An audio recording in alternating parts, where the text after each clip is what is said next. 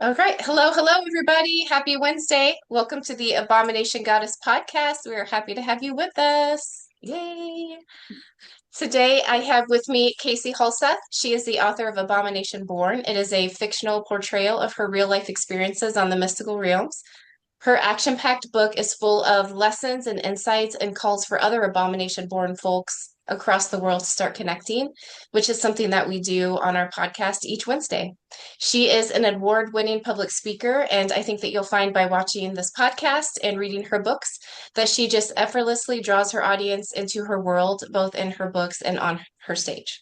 So welcome, Casie. Thank you for joining me. I love having you. Thank you. Yes. And my name is Ashley Kim. I am the author of Villanera Goddess. It is a book that I wrote to help women on their journey to set boundaries, build confidence, and heal themselves. It is a very honest and open look at what I went through and the tools that I used to survive my villain era. I went through my journey alone, and I wrote this book so that you wouldn't have to go it alone. So I will be riding this crazy roller coaster with you.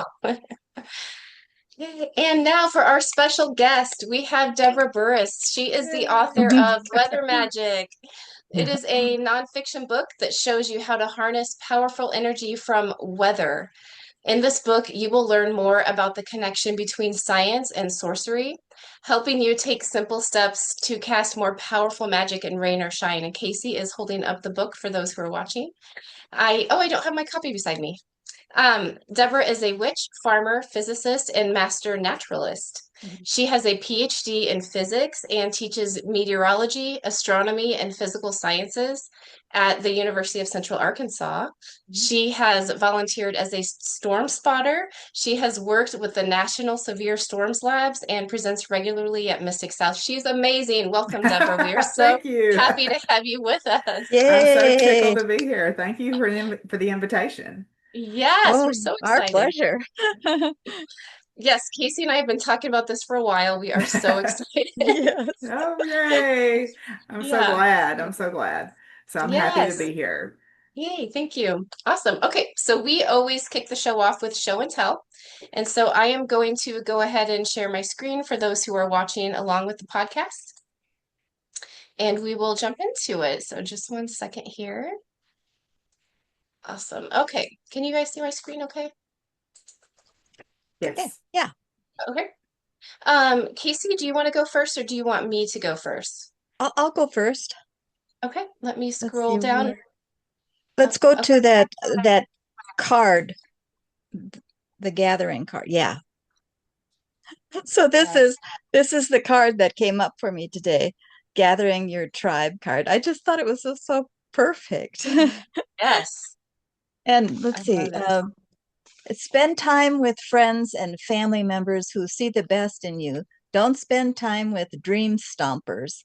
Take classes, share meals, take time to find your people. You will live longer and be happier. I just love that. Oh, I love it. Dream stompers. That's a good term for some of those Yes. people Dream out there. stompers. Yes.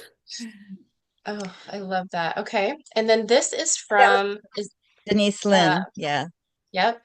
Denise Lynn and Native Spirit Oracle Mhm. cards. Mhm. Beautiful.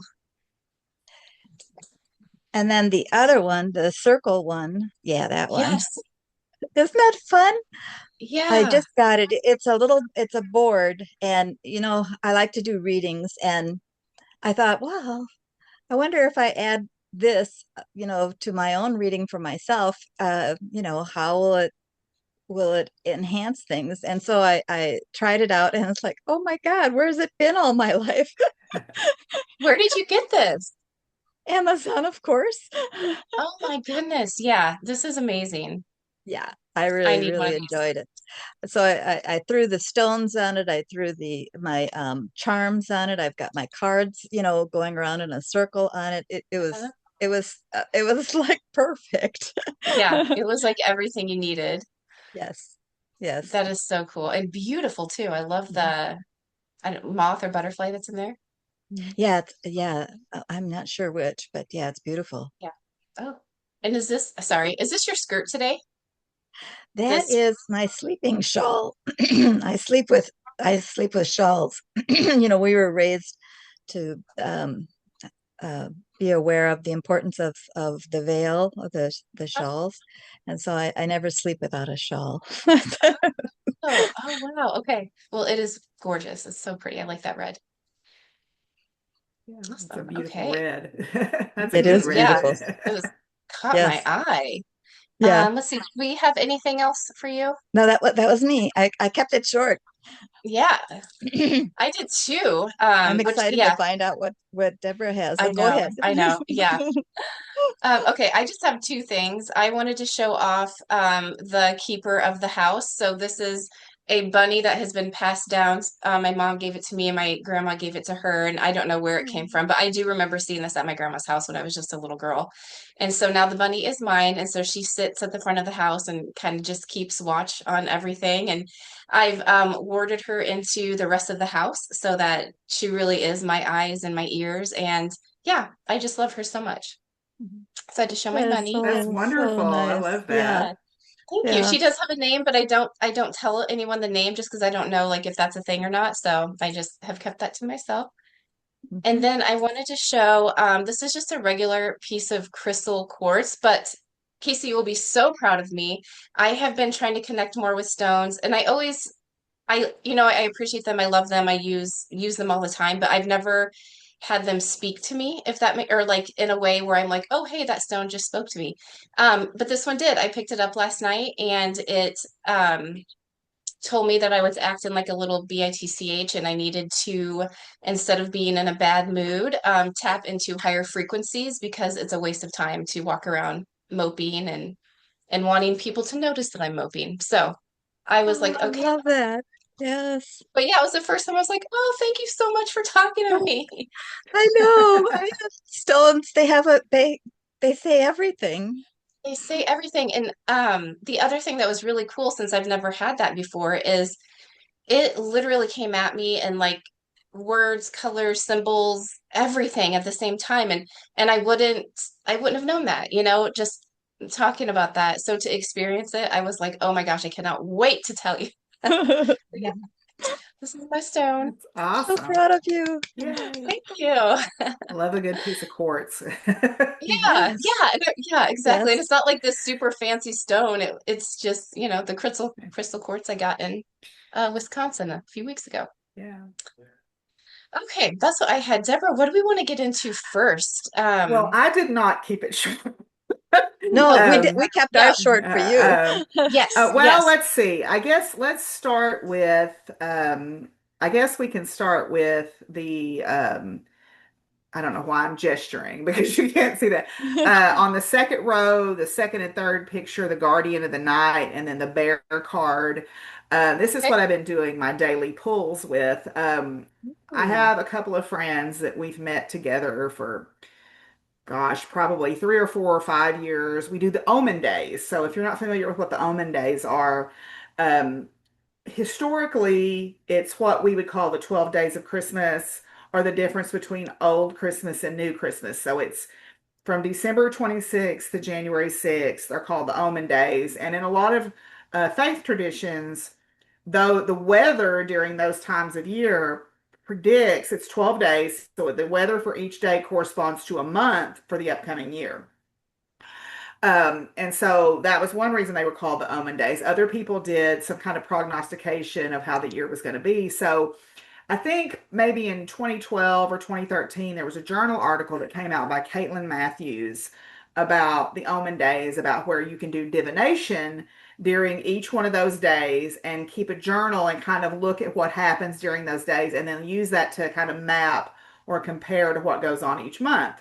So my friends Marla and Stacy and I have been doing that for probably, I guess we've been doing it 6 or 7 years now. So what we do is each day we do some kind of divination. It can be a single card, or you can go hog wild crazy like I did last year with multiple decks and multiple things and all this. And then I, for myself, do it a little different every year. What I've kind of settled on is I pull 4 cards each day from 4 different tarot decks. And I do north, east, southwest, and north is kind of what's going to be about the financial, earthy aspects of that month. East is the intellectual aspects, working in academia. A lot of times that has to do with what my job is, what's going on in my job, or air things. And then south is about creativity and my spiritual pursuits. West is emotions and watery things like that. So my emotional relationships. So I pull from four different decks because I want to have all the possibilities. I don't want to limit the other month's possibilities. And when you have 300 plus decks like I do, it's really easy to find four to use. um, and then what I'll do is I'll draw a single rune, and that's kind of the keyword for the month. And I put Oh. that in the center. And that's kind of what I've narrowed it down to. And sometimes I'll pull one card for each of the directions. Sometimes you have jumpers, that come out and want to be seen, and I pull those. But that's kind of what I've settled on. So, um, I pull from those. Well, now we've started doing this thing recently where Marla has been a friend of mine for probably 30 plus years. And she's also was my high priestess in my tradition. She is who I trained under. And she started pulling daily, and we have a little chat group. And so we all have to be like Marla. And we started we started pulling every day. And I actually even I have a little self-care app called Finch. I don't know if anybody's familiar with Oh, Finch, but I love it. It's because it's a little bird, and you have to play with your little bird and do little things, and it gives you little tasks to do.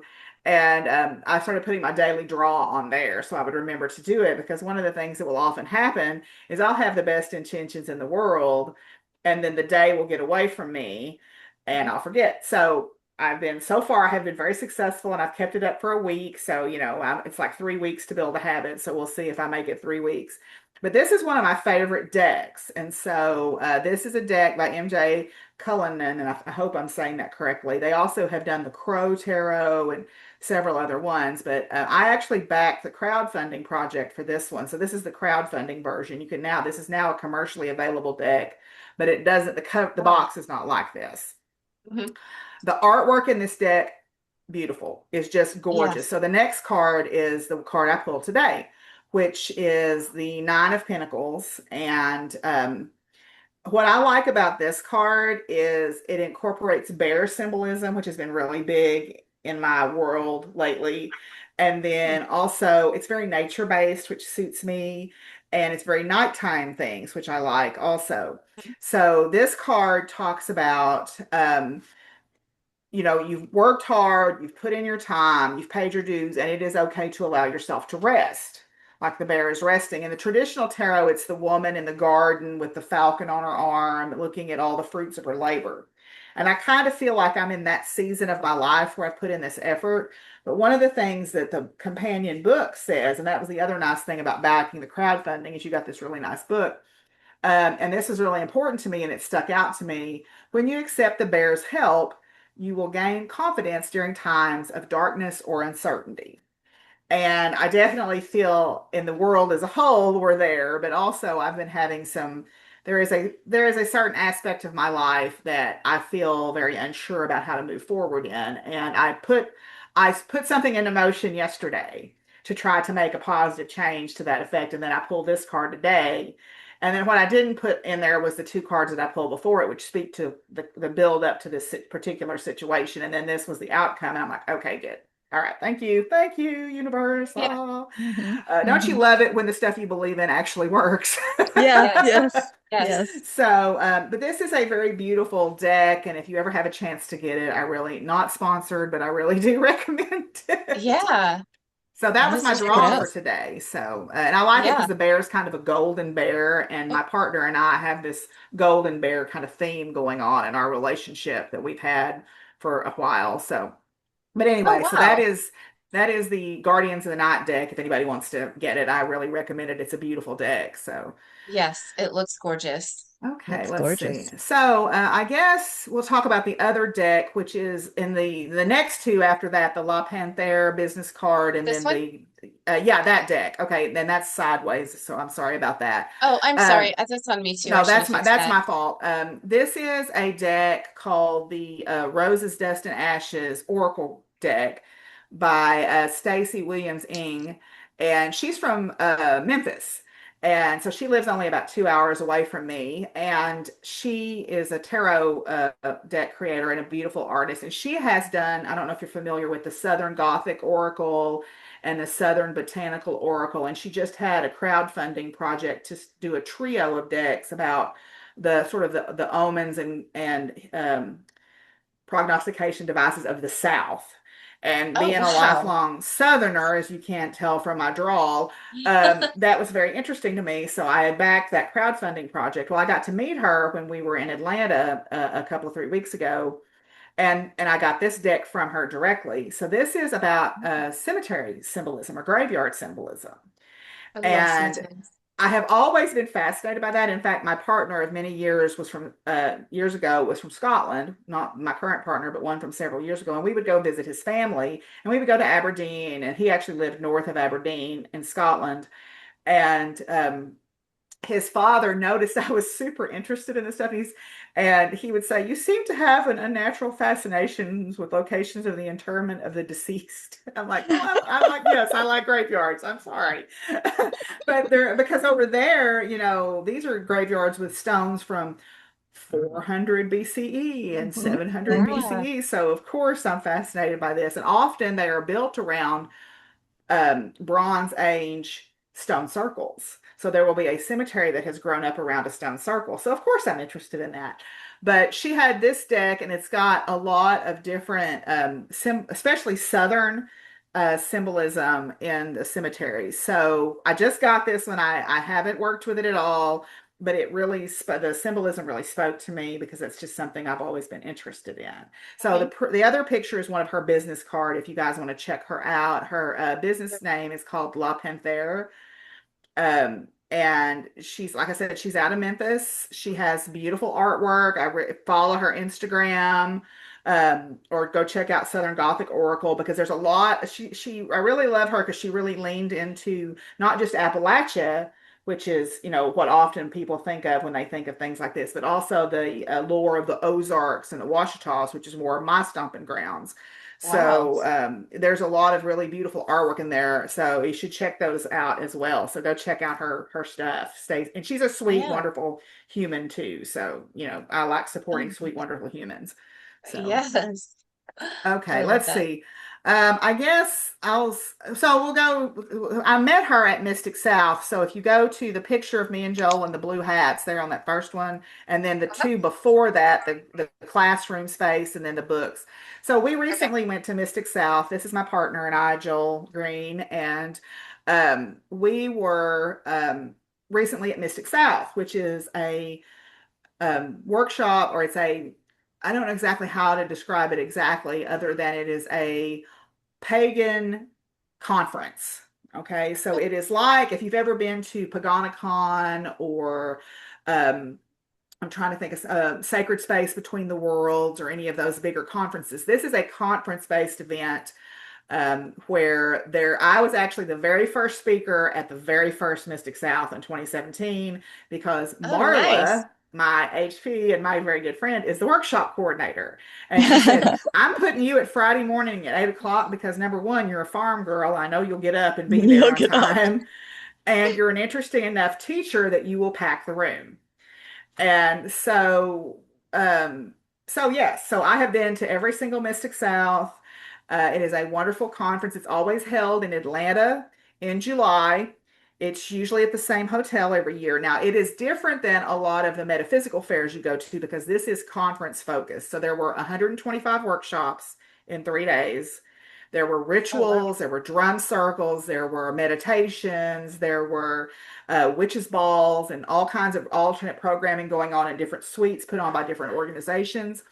So it is a deep dive into any sort of paganism, mysticism, off the beaten track practice that you might want to find. You can probably find someone talking about it at Mystic South. It was meant to particularly focus on the traditions of the South, but also to heal. It was originally started in Atlanta because of its history to kind of heal and reclaim the energy and say, make our apologies to both the land and the people who were mistreated, and to try to, bring some healing to that part of in fact, I'm getting goosebumps because I'm thinking about the ritual I went to at the very first one where we did some of that, and it was incredibly powerful. And you will see a diverse array of speakers. It embraces diversity and inclusion. So you will see all kinds of speakers from all kinds of traditions. And it's amazing. So if you ever get a chance to go, you should go. Now, Yeah. I will put in a plug for it because I am now the vendor coordinator for Mystic South. Oh, Oh, all So wow. right. the vendor room is small, though. It is intentionally kept very small. We cap it at 25 vendors. They are, I would say, elite vendors because they are heavily juried. There is very little overlap in the vendors, and everything is handmade, original work. That is Nice. one of the criteria to get in the vendor space. And there's not a lot of turnover in the vendors because it's kind of like once you're in, you're in. It's like Hotel California. You can get out, but you can never leave, you know. but but it is a very beautifully curated selection of vendors, and I'm now the vendor coordinator. But this is my partner and I are vendors. He's a professional artist. I am a part-time side hustle artist, but we vend together a lot. And this, we just took this out. So we always try to wear the same shirts and be very cute. So, Yeah, I love your uh, shirts. yeah, yeah, Yeah. yeah, And your absolutely. hats. Yes, yes. Yeah. So, but at any rate, so this is from the vendor hall, and then the other two photographs. This is one of the classes I was able to take. I took several very good classes. There are some really big name. They always have three or four sort of big name headliners, but then there are 100 plus equally amazing teachers teaching workshops. And this is one I happen to go to. This is Arthur Gray and his partner Eloy, and Eloy's last name is escaping me at the moment. They own a shop in Lewisville, Texas called Green Man Studios. And they were talking about how to make the tarot your own by personalizing the symbols. So they did a guided meditation where you looked at these different cards and you kind of focused on a detail from the cards. Don't worry about what the card is. Don't worry about what you think it means. Focus on a detail and write down that thing. So, like, what does your eye hone in on those cards? Oh, And write that down. And then they ask you a series of questions to kind of frame what that meaning was. So it was a really amazing workshop. And it was one of the ones I was able to go to. A couple of other ones that I was able to go to. I got to go to a workshop from a first time presenter who I actually encouraged to come and present. Micah Follensby. They are actually a master's degree level meteorologist in Baltimore, Maryland, and they came because they saw my book and they wanted to come, which was very humbling to me that I've actually got someone to travel that far to see me present. But I forged a relationship with them, a friendship with them, and I was encouraging them to present. And they talked about their journey through their religious trauma and also coming out and also discovering that they were trans and all of this stuff. They talked about this whole journey that they went through to get from there to here where they are now. And it was very powerful to listen to them talk about that. And very, because they were making themselves very vulnerable, but it was a very beautiful thing that they shared. And then the other one, I didn't get to go to it, but Joel went to it and I heard about it, was Dave Gaddy's workshop on calling back your power. Now, I love Dave. Dave's one of my favorite humans on the entire planet. If you've never read his stuff or went to one of his workshops, you were missing out because he was a Pentecostal minister oh, wow. who now, over the course of his life, has discovered that he is a gay man who is a witch. But Wow. he still brings that Holy Ghost into his Yeah. Yeah. workshops. He He still still has the has that. presence. He still has that What was his name? presence. What was his Dave name? Gaddy, Davegaddy. He goes by the Weathered Wise Man. And actually, the next picture, if you want to go ahead and go to that, one of his Yep. books is in this picture. So I've determined that buying books and reading books are two separate hobbies. So these are some of the books I picked up or were gifted at Mystic South. And Dave's book is in the upper right-hand corner, um, which is The Simple Magic of Wild Things. And this is about the journey of a Southern male witch. And so that's his book, and it's a wonderful book. Dave is a very moving speaker, super awesome human being. But Joel was talking about his workshop. He kept trying to, he's talking about calling back parts of yourself that have split off, and I think y'all have even talked about like the shattered soul concept. Anytime you go through a trauma or anytime you go through some Yep. big event, little pieces of you break off and you give away parts, or if you're a parent or if you're a caregiver, you give away little parts of your soul. And this is about bringing all that back to you so that you can continue to give, but maybe in a more mindful way where you don't give up so much. And Joel was saying at the end, it just kind of, you just feel this energy building like a good old Southern tent revival. And he said at the end, he was wanting us to repeat this thing. And Joel said, I just felt like it. And I just stood up and started saying it with my whole chest. And he said, the rest of the room just stood up. And I'm like, Oh, y'all went to tent revival is what you did. But anyway, so I Dave, love that. really, y'all should check him out. He's really awesome. If you could ever get him on here, I promise you he would be a wonder and a hoot. But also, I picked up these other books. The upper left-hand book, The Witch's Encyclopedia of Magical Plants. I actually have it with me. This is one of the best compendiums. Sandra Kynes, I've never met her, but I would like to. She has written several books. She did the Book of Correspondences, The Witch's Book of Correspondences, which is Oh, this yeah. thick tome of a book that has, it's just full of tables. And if you're like me and you're a scientist and you like data, it makes you very, very happy. But this book is one of the best compendiums, and you can't really see, but it's one of the best compendiums Oh. of the uses of magical plants. And so actually, this is a copy I'm giving to my nephew who's in the other room right now. I said I need to borrow that for the podcast.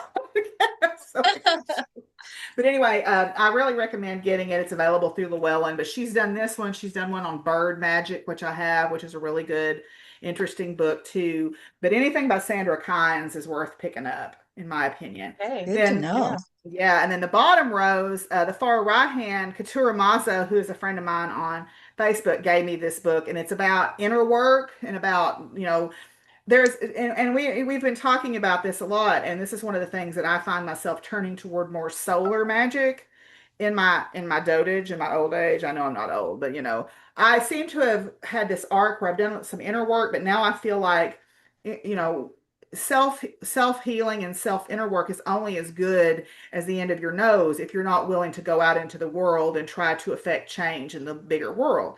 And she and I were talking about that. This is a book that kind of helps with that transition, where you can navel gaze and do your inner work and go to ceremonies and do all this stuff and discover things, and I've done all those things, and I am proudly still in therapy. Thank goodness my therapist earns her money. Trust and believe that.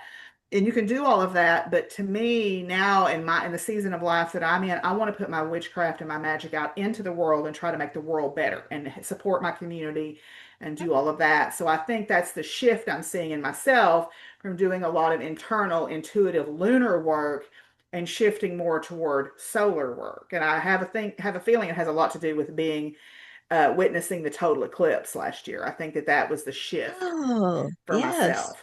Yeah. So, Wow, but maybe. yeah, maybe Same with me too. Yeah, yeah, yeah, because I was out there. I mean, I just, me too.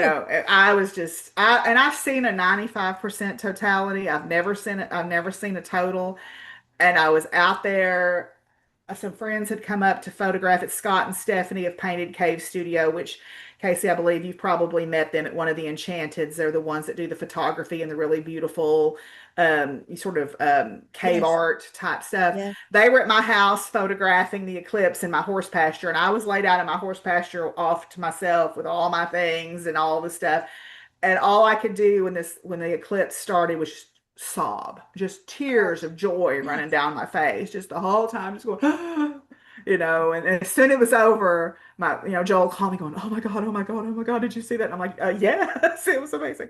But anyway, so she gave me that book. And then the middle book, Courtney Weber, who is the host of That Witch Life podcast. She's a good friend of mine, and I haven't read this book yet, but anything that Courtney writes is always amazing. So I'm interested. The Morgan, again, is in the yeah. season of my life that I'm in. They are uh, entities that I'm more interested in working with because to me, I can no longer be passive.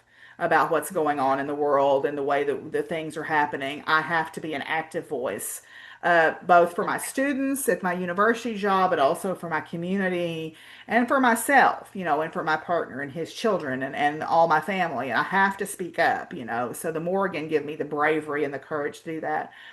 And then the far left-hand book, Byron Ballard has always been one of my favorite authors. They started out with a lot of books about Appalachian folk magic, and then have written about, the Tower time, which is kind of the time that we're in this world. And now we're transitioning to the star, as they and John Beckett have talked about. Um, but this is an idea of, church for a lot of us is a very challenging word, right? The concept of church and of angels. Casie has talked about angel numbers and the Doreen Virtue book, the angel, which I bought after I saw what you were doing. I'm like, oh, I want to try that too. But the word church has been a very painful word for a lot of us. So what Byron has done is she's kind of reclaimed it for those of us who don't follow that path, who follow a different path, and said, well, what about the concept of a feral church? And what are the things about church that were supportive, the community, the magic of like my favorite thing at church was when we would have singing, right? That was my favorite thing because that was different. But so I haven't dug into this book a lot, but I've read a lot of Byron's writings leading up to it. So if you're not familiar with Byron Ballard, you should check her out too, because she has several. She's a very prolific author, a very good speaker, pretty awesome. But these are all books I picked up at Mystic South. So if you haven't ever been to Mystic South, next year in July, I think it's July 17th through the 19th or something like that of 2026. Paper, if you want to submit a workshop, I think you can start submitting those in November. If you want to just attend, there's an early bird rate, blah, blah, blah, all the things. But Mystic South is an amazing conference. I consider it like a family reunion. I get very emotional every time I go and every time I have to leave, because that is my spiritual family. Yeah. Those are my people and have always been my people. And when we walk in there, like Joel, I took Joel for the first time 3 years ago, and he's just like, it felt like I was coming home. And I'm like, Oh, because you yeah. are. This is my home. It's not a place, it's the people in this place are my home. And so if Right. you've never been, you Oh, I should love check that. out Mystic South if you've never been. It So sounds amazing. yes, It Nope. does, yes. doesn't it? Yeah. Yeah, So these books sound amazing too. I have been called to work more with Morgan as well, so I'm very interested in that book. yes, And the planet yes. Jupiter for me, I don't know why, but it keeps coming up. Hmm. So that's the other Hmm. thing I have to look into. Yes. So I guess let's see. Okay, so let's go down to the moths. Yes. How interesting that Casey's pendulum board or dowsing board had a moth on it, because for some reason 2 nights ago I got really obsessed by all the moths on our front porch. And I use an app called Seek, Seek, and it's links to iNaturalist and being a citizen scientist. That makes me really happy. Um, and it helps identify trees and plants and bugs and fungi and fish and just all things, Oh, but yeah. we were coming in from somewhere, and I went, look at that moth. Look at that moth. Look at this moth. Because we leave Yes. our front porch on light all the time, and we use a full daylight bulb. Yay for that, full spectrum light bulbs. We use a full daylight bulb, and I'm like, look at all these moths. So what kind is that? And so I discovered over the last 2 days, I have seen 16 different varieties of moths on our front Wow. porch. And so these are just some pictures of the different ones that I thought were really beautiful and wanted to share with you. This one is, you can't really tell from the photograph, but it was probably 2 inches long. It was a sphinx moth, so Wow. it was really big. We saw a Luna moth a few days ago. This was a little tiny guy. He was just a little bitty guy there on my front porch. But just really beautiful. And I just was fascinated by looking at them. This was another sphinx. This is a Virginia creeper sphinx that was on my front Beautiful. porch. And Yeah, but anyway, beautiful. I just thought that was kind of neat because moths, sometimes a bird is a bird and a moth is a moth, and sometimes they're trying to get your attention. And I don't Yeah. know yet if these guys were trying to get this is a rosy maple moth, and I actually picked that out because I have one of these tattooed on me. And Oh, that's you what do? made me stop. Yeah, that's what made me stop and look. I Oh, went, oh, it's like my tattoo. yeah. It is So gorgeous. yeah, they're just beautiful, Oh, and there's so many, and you would a lot of them you would never notice if you didn't just stop and start intently looking. And so I think part of yeah. it is a reminder to not just bustle in your front door and not really just stop and take a Yeah. look at things, you know. So Yeah. Yep. anyway, Be so I just more shared a in the few moment. pictures of the different moths that I had. So Yeah. Oh, I love okay. it. So I guess we can go down to my artwork, and then I'll save the electrical outlet story for the last because it's a All right. these are just some of my few of my favorite pieces that I've made recently. I'm a bone artist. Like I said, Yeah. it's my side hustle, but it's starting to become more of a hustle. My partner encouraged me a few years ago. He's like, because I was helping him make stuff for his business, and he's like, Deborah, you should do this for yourself. And I'm like, oh no, I don't do art. And he's like, yeah, you do. Yeah, you do. So, Yeah.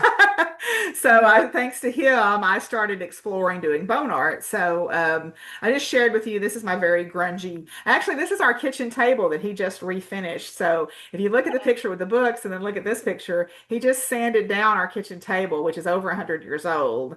And Wow. it's not one of those, it's one of those lived in antiques. It is not a Yeah. prissy antique. This is Right. one It's the that, best kind. yes, Yeah. Yeah. dogs have chewed on it, things Yep. have been spilt on it, but anyway, Yeah. this is an elk scapula that this is Oh, pyrography. So I use a commercial grade wood burner, Yep. and this is pyrography. This is Ellen of the Ways, who is the Welsh deer goddess. And Wow. I got, for some reason, I was having dreams about a deer goddess, and I thought, okay. And I kind of remembered who she was, and I got to reading more about her, and she helps you find your way. And Oh, again, in this season of my life, I think I kind of need some of that. yeah. You can go to the next one. And then often things come up in, like, we had a solstice ritual at my farm. I'm currently teaching in my tradition. I'm a elder in the Georgian tradition of witchcraft, and I am running a introductory class. And then a friend of mine who is also a member of the Georgian Trad, he's running a class about 2 hours south of me. So we get together periodically and do rituals. Nice. And so we did a midsummer ritual at my farm, and we were in my cattle pasture. And normally my cows will not have anything to do with strangers. They will be like, nope, don't know you. You might be trying to catch me. I'm not coming up close to you. We could not keep those cattle out of the circle. They kept wanting to come up. One of them, Joel, has made a pet out of one of them. He calls her Flower, and she was literally had a hold of his shirt and was pulling on him like, come with me.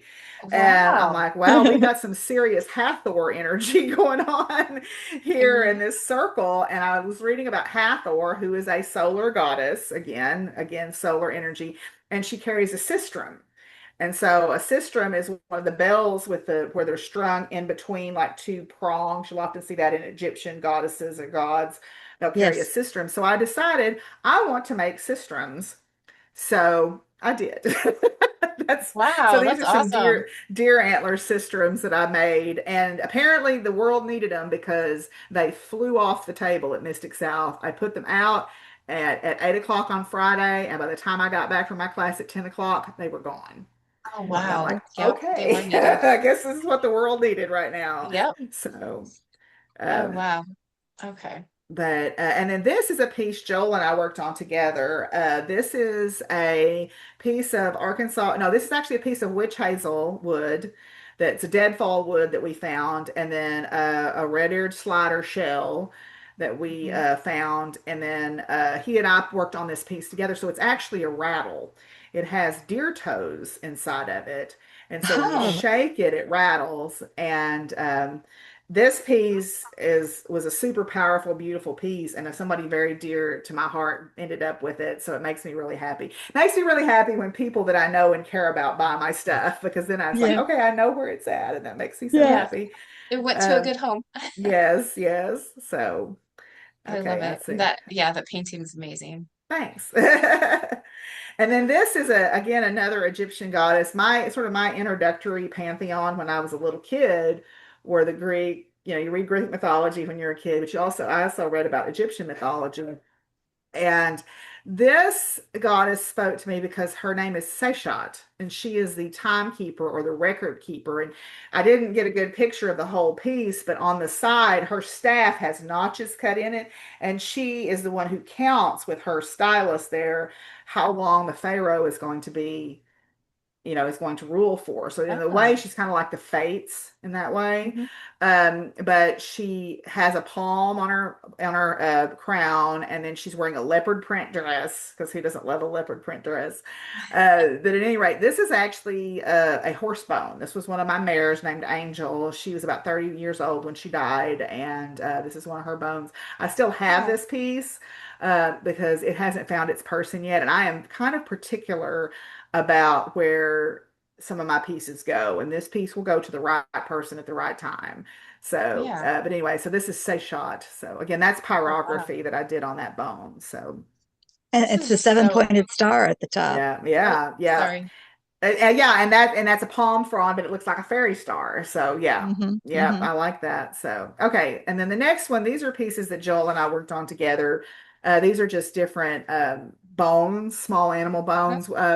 We have, I have friends who are taxidermists that I get some of my pieces from, but we also have a roadkill freezer because to me, honoring the animal is letting it live on a little bit longer. So if I can tell you about it, that which is remembered lives, and so it gets to live a little bit longer. So these are just some pieces that he and I have worked on together recently. So these are coyote bone and fox bone pieces. So Oh, wow. yeah, I have one of your yeah, coyote with yeah. green, You, green, the citrine, floor, green yeah, citrine. yeah, yeah. Yes, yes, Wow. yes. That This is I makes me use it every happy. morning. That makes me happy. And So your deer, I've got your a deer Mhm. rattle, and I use that yeah, also uh-huh. every Yeah, the morning. bells, yeah, uh-huh. Hmm. Yep. Oh, She sings. Yeah, and these are also rattles. So we live not too these far from the courts. Yeah, they have are? crystals Wow. in them.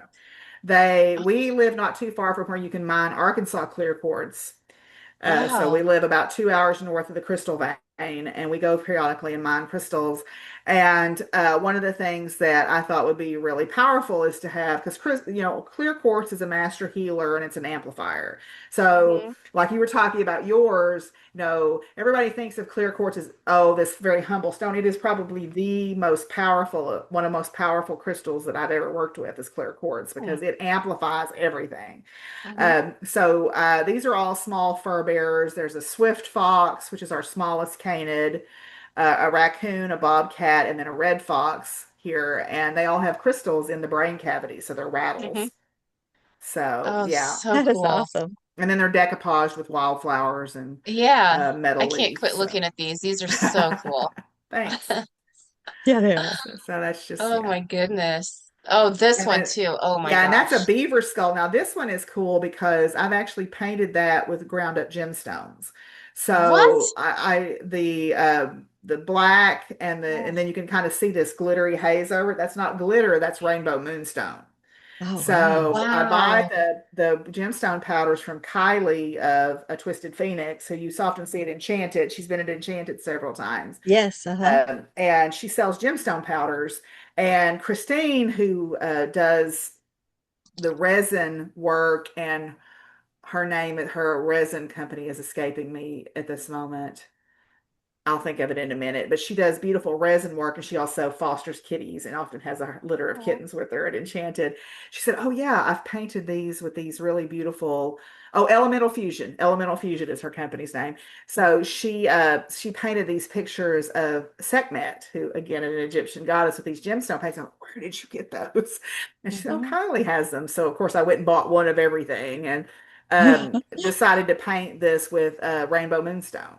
So the black is ink, and then I painted over it with rainbow moonstone paint. So you get the properties of the crystal in the rattle, but also the rainbow moonstone. Oh, that is so Yeah, that's a cool. beaver skull. That's actually a beaver skull. So Wow. Yeah. Oh, you're The ultimate so builder. talented. yes, Yeah, the ultimate builder. Oh, yes. oh. Okay, and then I guess I'll save the outlet story for last. So this is it. Why do you have an electrical outlet? So, I was wondering. yes, there's a good story. I don't have a lot of paranormal experiences just because that's not what I'm tuned into very Mhm. often. I have had a few and they have stood out when they have happened. And I'm pretty sure that we had one this weekend. So, Joel recently, my partner recently moved in with me, and we get his kids every other week. And the house that I live in was built by my grandparents, by my father. My father built it for my grandparents. But my grandmother was, shall we say, frugal. And so she hired the local electrician, who I'm sure probably wasn't certified in any kind of way during the time this house was built, to build the house. And in order to save even more money, he bought used receptacles. Oh, wow. Now, receptacles cost now, today, in 2025 dollars, like $1.50. So they were probably like 25 cents or 30 cents when they built this house. Yet he felt the need to cut corners even more and buy used ones, which has created some interesting scenarios in my house from time to time. And so on Friday, I'm supposed to get the kids Monday. It was luckily Monday morning because he couldn't pick them up until Monday. Normally we get them on Sunday, but he wasn't able to get them until Monday. Um, the lights go out in the back half of the house. No lights, no electricity, nothing. And I'm like, oh, I know what this is. And he's like, what do you mean? And I said, well, you see, there's some quirks to this house. And one of the quirks is there is an outlet that you have to have something plugged into all the time, or there will not be any electricity in the back part of the house. And he's like, that's not right. That's not right. That's about what he says. He's like, what? And I said, no, no, it's fine. We'll figure it out. So he started in our bedroom and started changing outlets. Now, there's a couple of things to learn. There's a couple of lessons to be learned here. The first one is correlation does not equal causation, meaning that just because two things occur at the same time does not mean that one causes the other.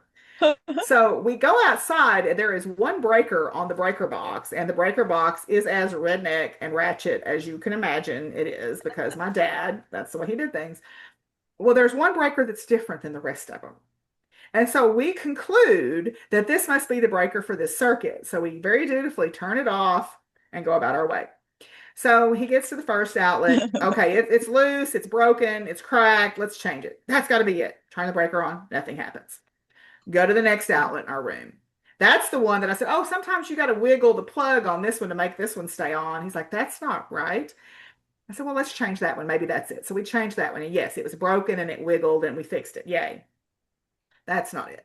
Go to the next one. That's not it. Go out in the hall to a completely unrelated breaker to the rest, or completely unrelated outlet to the rest of the circuit. And he's doing something to plug in something. And I look over and I'm like, oh, that fan, it was turning. It was turning. And he goes, that lights have not been on. And I said, but it was turning. And he said, well, maybe it's this one. So we changed that one. That was not it. Now, the thing is, all of these had problems and needed to be changed because they were 50 years old. And he said, well, okay. And he goes in the kid's bedroom and he comes in and he goes, Deborah. And I'm like, what? Look at this light. It's a light from the house that I grew up in. It's at least 70 something years old. Yeah. It's old enough that the wires have cloth coverings, not rubber. Yes. Oh, Cloth. wow. Yeah. He said, Deborah, that light's hanging by its electric wires. And I'm like, no, it's not. He's like, yes, it is. And they're bare. So this light that had been hanging there had bare copper touching a metal light fixture. And I had noticed that the light, see, I noticed that light acted a little funny because, sometimes when you put LED bulbs in older fixtures, they don't quite act right. He's like, no, this is not right. And I said, well, let's change it. He said, this has got to be it. This has got to be it. It had to be breaking the circuit. And I'm like, okay. So we changed it. Not it. So at this point, we're 2.5 days in, and he's just like, I am out of ideas. I mean, that was a problem because that could have caused a fire. And Yeah. Right. so, well, I said, wait a minute. You changed that one outlet in this room that I thought might have been the problem because it was loose, and if I didn't have a power strip plugged into it, I couldn't get in. And I said, but there's one that's the key, I think. I don't know how anything could have gone wrong with it because it's behind this cabinet. But let's check it. So I get down on my hands and knees. I move this stuff out of the way. I pull this cabinet out and I shine the light in there. And I went, oh my word, this has got to be it. And he's like, what do you mean? And I said, just take a look. So this outlet, which I have not touched in 15 years, he looks, first of all, the thing is covered in a mass of duct tape. Oh, gee. Covered in a mass of duct tape. The duct tape has flopped down, and hanging from that duct tape is one of those little tiny plug-in night lights, which was the thing that my dad kept plugged into it, and he duct taped it on there so it wouldn't come out. Uh-huh. I said, this has got to be it. He gets in there. The outlet is my father, who never fixed anything correctly, although it would have taken him less time to actually just change the outlet than to do the craft macrame project that he did, shoved two wooden clothespins in there to hold the thing still. There was something else shoved in there. The outlet that's in there, the reason there had to be something plugged into it is there was a hot wire that was just loose Oh, and geez. periodically touching things and sparking and melt the breaker. The box was warped where it had gotten hot. The bubbling, the insulation on the wire was bubbled. I'm like, Wow. eh? And he said, okay, your father. Because I was like standing in the back part of the house when this was all going on, going, Dad, you got to help us out here. We don't know what the problem is. You got to help us. And I said, you know what happened? I am confident because there's no reason that thing should have come unplugged. I said, my father's spirit unplugged that Hmm. because we would have never noticed that light fixture until it was too late. Yep. I am True. confident that that's what happened because he knew that would break the entire circuit. Yeah. Now, the correlation doesn't equal causation part is when Joel takes the screwdriver to touch that thing, that was not the breaker for that circuit. And he Uh-oh. found that out right away that was not, He's in fact, okay. oh, yeah, he's fine. But just because I'm like, well, we just assumed, but we assumed, and you know what happens when you assume. So we learned several things in this process, and one of them was make sure that you know that for sure that that is the breaker by using, oh, I don't know, a Yes. voltmeter or something. But at any rate, Wow. so that was one of my paranormal experiences, and I'm confident that my father's spirit saved our Yes. house from burning down. Yes. Yeah. So, Yeah. but I Yeah. talk about another one in my book. If you have read my book in the section on tornadoes, that is one of my other, and that's all my, so I put an electrical outlet that remind me to tell that story. So that's all Oh, my I like love it. very long-winded show and tell there. But I love um that story. I like when your family keeps looking out for you. yes, yes. Well, in my book, I talk about an experience I had with my grandfather where and I'll just go ahead and that's all my show and tell stuff. So Oh, okay. um Go back if to you your haven't screen. read I'll give you a little spoiler for those of you who haven't read my book or in the chapter on tornadoes, I talk about how my grandfather saved my life. Um my grandfather died on St. Patrick's Day in 1999, and I was living in Oklahoma at the time because that's where I went to graduate school. And I was working at that point. I had graduated and I was working. And at that, on May 3rd of 1999 was the highest wind speed tornado ever recorded. And it was called the Bridge Creek tornado because the community of Bridge Creek was where it first um, touched, really got big, and that tornado tracked across metro Oklahoma City. So I was working in the north part of Oklahoma City. I lived south of Oklahoma City.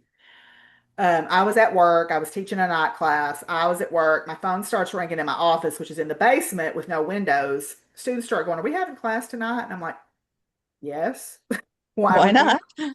They Yeah. said, well, it's supposed to storm. And I said, well, it's Oklahoma. It's May. It storms all the time.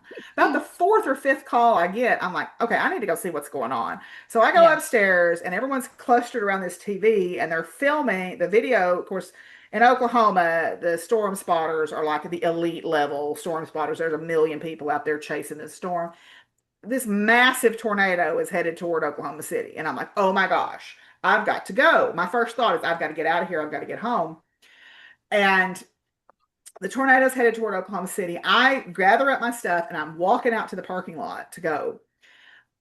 I'm driving my grandfather's car because it was a newer car. After he passed away, my folks said, "Why don't you just take his car? It's newer than the one you're driving. You'll be safer."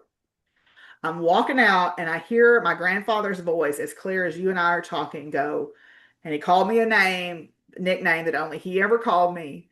And he said, "Don't do it. You won't make it." Oh, Wow. And I stopped and I looked I around and got I started to chills. take another step. And he said, "I told you, don't do it. You won't make it." Oh, So I wow. turn around and go back in. And what happened was that tornado crossed the interchange I would have been driving through at about the time I would have been driving through there. Mhm. That's So, that to me was very, very clearly, I took a class, to part of it was to, as we talked about with religious trauma, the word angel has always been kind of a word that made me twitch a little bit. So I thought, okay, the way I'm going to get over that is I'm going to study them and I'm going to learn about them. So I took a class, a series of classes from Kathy Schwartz, and she was talking about she's a certified angelic healing practitioner. And so I took these classes, I got my certification. I thought, okay, the way you get over something is you just jump in with both feet. And she said, your guardian angels will never intervene on your behalf unless you ask them to, unless you are in imminent danger. Mhm. mm, And I am confident that that is what happened there because your ancestors very often show up in the guise of your guardian angels or vice versa. And I'm confident that my grandfather went, okay, you're about to do something really stupid. I'm Mhm. going to intervene. yes. So Oh, that was an anyway, amazing story. That sorry, is, I that talked a was, lot there. Sorry. Oh that, no, we that loved it. was. Yeah.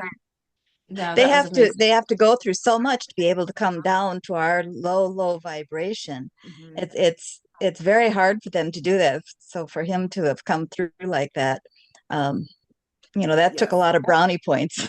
Yeah, and it was very clear. It was like because he said that nickname that nobody else ever called me, and I was like looking around, going, "What?"